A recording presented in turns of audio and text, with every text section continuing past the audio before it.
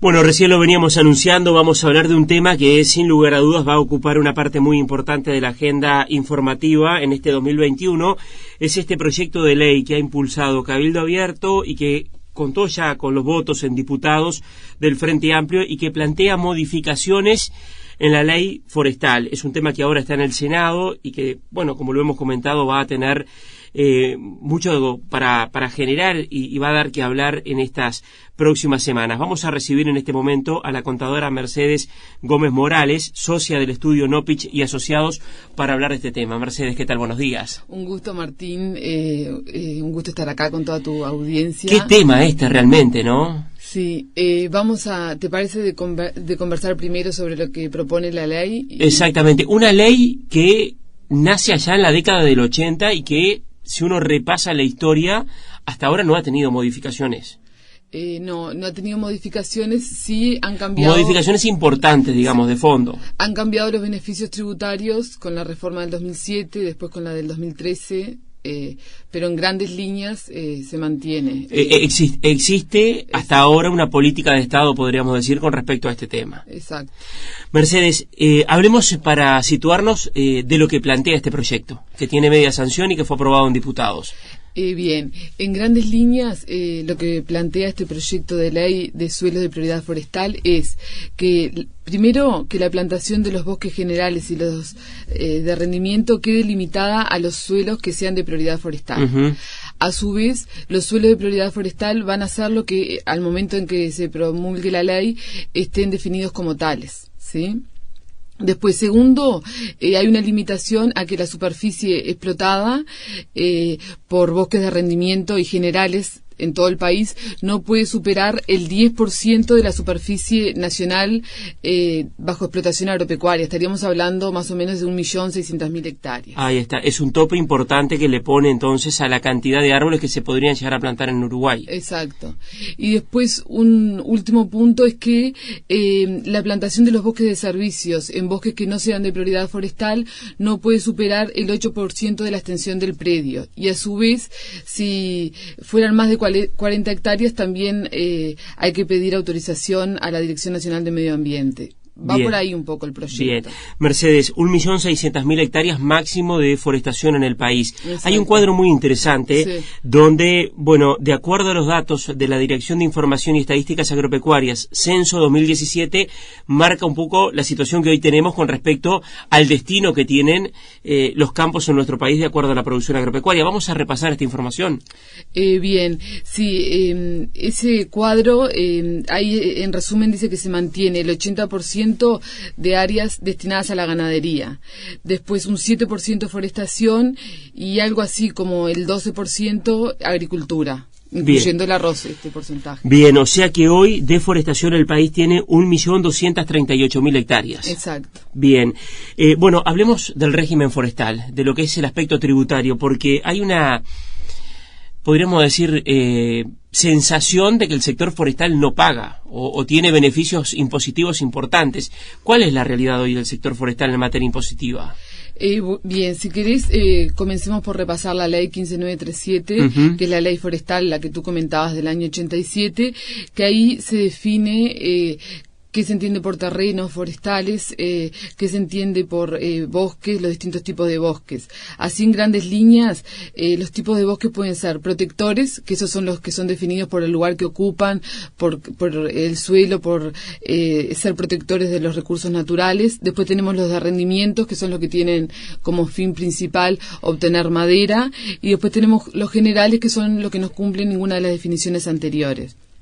En relación a los terrenos, son terrenos de prioridad forestal aquellos que por su condición de suelo, aptitud, no se permite realizar otro tipo de actividad o no son tan productivos. Entonces, a través del Ministerio de Ganadería, Agricultura y Pesca se definen como prioritarios para este tipo de actividad. Bien, o sea, hoy un campo agrícola no debería de ser un campo que tenga como destino, por ejemplo, un ganadero bueno, la actividad forestal. Exacto. Bien, y si entramos en lo que es, Mercedes, el tema tributario, bueno, ¿qué paga hoy el sector forestal?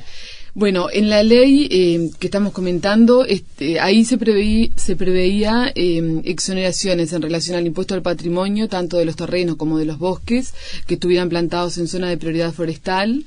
También se exoneraba de contribución inmobiliaria. Y existía un subsidio importante por el costo de los plantines. A su vez dije entonces, me faltó mencionar renta, también estaban exonerados de renta, o sea, renta, patrimonio, contribución inmobiliaria y un subsidio para los que desarrollaban esta actividad. Recuerdo que hubo un atraso muy importante incluso en el pago del subsidio. Exacto, en su momento. Sí, fue así. Mercedes, 2007 fue un momento donde Uruguay encara una reforma tributaria. En aquel momento Astori, ministro de Economía.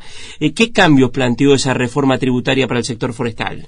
Bueno, ahí lo que cambió fue que la exoneración que estaba establecida en relación al impuesto a la renta, que era muy amplia hasta ese momento, se limitó exclusivamente a los bosques naturales y artificiales declarados protectores, y después a los bosques de rendimiento en zona de prioridad forestal, siempre que fueran plantados antes del 1 de julio del 2007.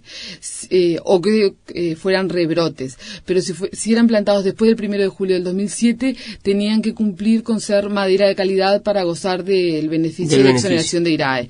Y para ser madera de calidad la ley define qué se entiende, pero básicamente tiene que estar sometidos a determinados sistemas de poda, de raleo, tienen que tener 15 años de plantado y bueno, y un porcentaje tiene que ser del objetivo final de esta leña, tiene que ser el aserrado. Bien, impuesto al patrimonio, que también es un tema importante, porque bueno, uno recuerda lo que sucedió en su momento con el ISIR, aquel proyecto que tenía como objetivo, bueno, gravar la concentración de la tierra, que finalmente se deroga por inconstitucional, pero ahí aparece el patrimonio nuevamente en el sector. ¿Qué pasa con la forestación a propósito del tema patrimonio? Bueno, en relación al impuesto al patrimonio, recordemos que el mismo estaba exento hasta el 2007 y luego del 2007 se comenzó a gravar.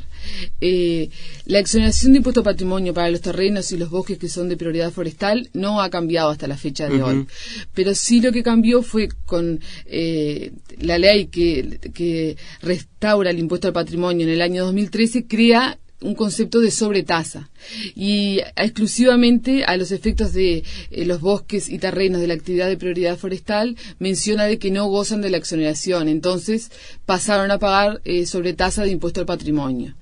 Y en relación a este punto comentarte, porque como la ley 15939 establecía de que todos los beneficios que se dieran en el momento de que un productor plantaba se aseguraban por 12 años, esto ha implicado un cambio en las reglas de juego y hay productores que han reclamado por daños y perjuicios y hay una sentencia, una de 48 del 2016, que le devuelven a aquellos productores que tuvieran plantaciones del 2008, 2009, los 12 años que les aseguraba la ley terminarían en el 2020. Entonces, este impuesto al patrimonio, esta sobretasa que se instauró en el 2013, los afecta. Claro.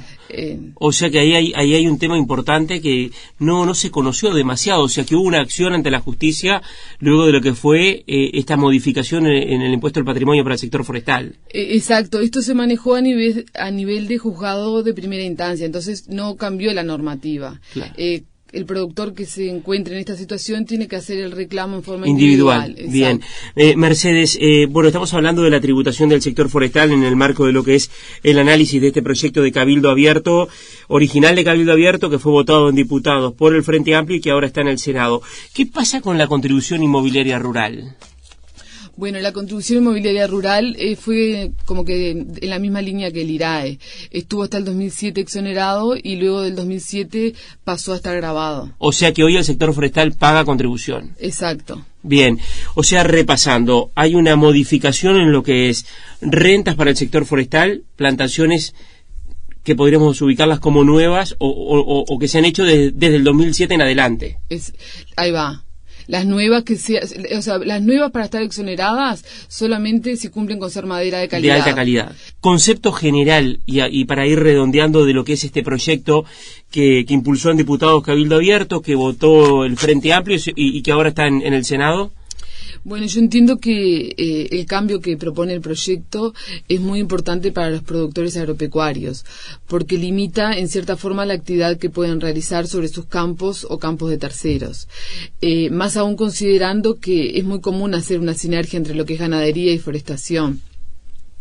Y a su vez, entiendo que es importante analizar las medidas que ayuden a aumentar la productividad de cada uno de los sectores del Uruguay, pero siempre logrando un equilibrio y bueno, y también analizando qué es lo mejor para el país en su conjunto. O sea, los argumentos para hacer algún cambio de este tipo tendrían que ser muy sólidos y con la parte técnica muy bien argumentada. Contadora Mercedes Gómez, socia del estudio Nopich y Asociados, muchas gracias. Un placer. Nos reencontramos en unos días. Hacemos una pausa y ya continuamos aquí en Valor Agregado.